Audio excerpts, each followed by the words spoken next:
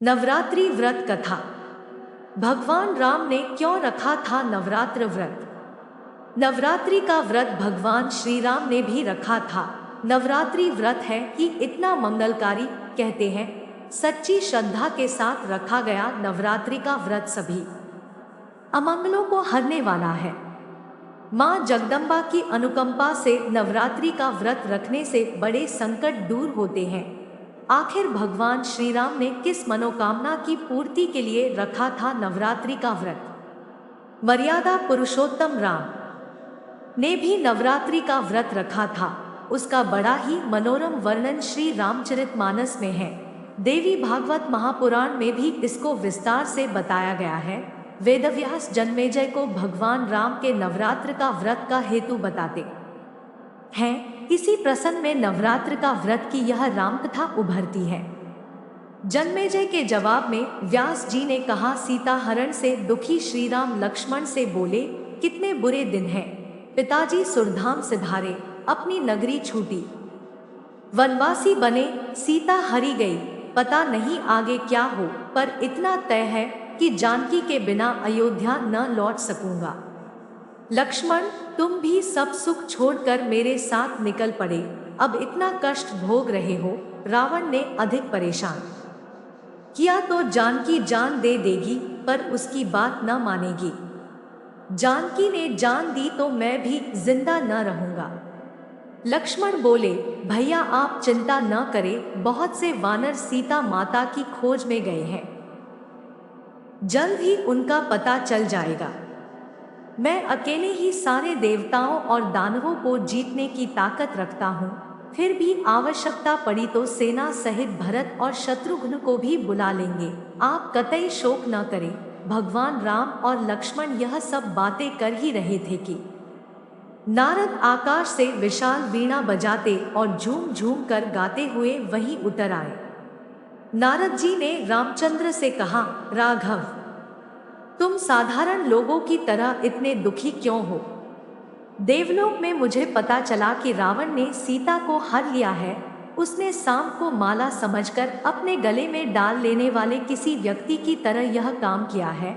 निराश मत हो, उसके वंश का नाश अब निश्चित है।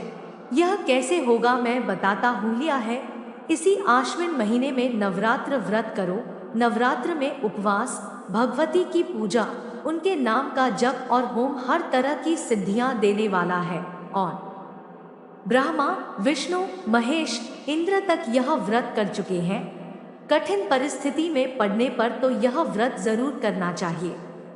विश्वामित्र, भृगु, वशिष्ठ और कश्यप ने भी यह नवरात्र व्रत किया था। वे सब मां भगवती की कृपा से अपने ऊपर आई विपत्ति को टालने में सफल रहे। इसलिए आप रावण वध के लिए इस व्रत को जरूर करें।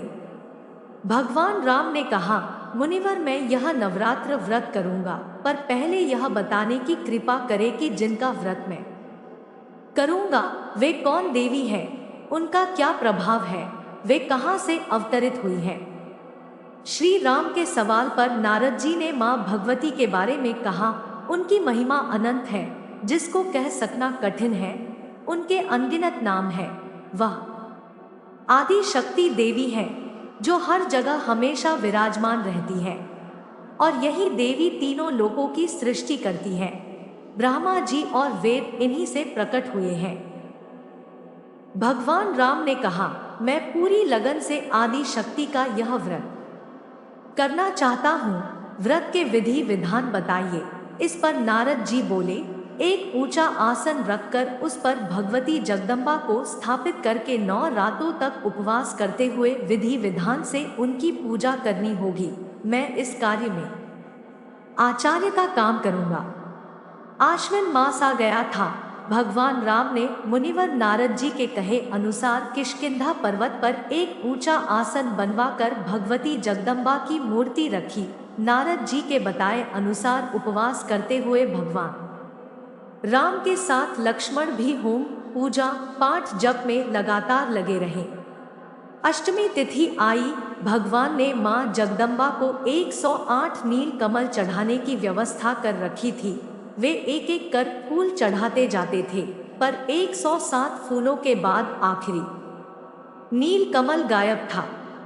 रावण ने अपनी माया से उसे गायब कर दिया था। अब रात हो गई थी। इस दुर्लभ नील कमल की व्यवस्था असंभव थी। ऐसे में कहीं पूजा अधूरी न रह जाए। भगवान श्री राम बड़ी चिंता में पड़े। माँ जगदम्बा रूठ न जाए। अचानक उन्हें ख्याल आया कि उन्हें कमलनयन भी तो कहते हैं। एक नीलकमल की जगह उन्होंने अपनी एक आंख निकालकर चढ़ाने की का फैसला लिया। भगवान राम ने तत्काल अपने तरकश से एक तीर निकाला और अपनी आंख निकालने ही वाले थे कि उस किष्किंधा पर्वत पर आधी रात में उजाला छा गया। भगवती प्रकट हुई। सिंह पर बैठी हुई भगवती ने श्री राम और लक्ष्मण को दर्शन दिए। देवी ने कहा, श्री राम, मैं तुम्हारे व्रत से प्रसन्न हूँ। मनचाहा वर मुझसे मांग लो। मनु के पावन वंश में विष्णु के अंश के रूप में तुम्हारा अवतार देवताओं के प्रार्थना पर रावणवध के लिए ही हुआ है। तुम्हारे साथ के ये सभी वानर देवताओं के ही अंश है। इन सब में मेरी शक्ति भी है।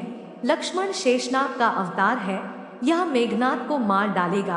अब इस व्रत को पूरा करने के बाद पापी रावण को मारकर सुखपूर्वक राज्य भोगो।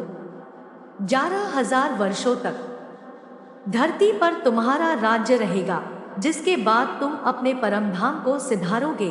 व्यास जी ने कहा। यह कहकर भगवती अंतर्धान हो गई। भगवान राम बहुत प्रसन्न हुए। नवरात्र व्रत समाप्त करके दशमी के दिन भगवान राम लंका को चले, पर उससे पहले विजयादशमी की पूजा भी की।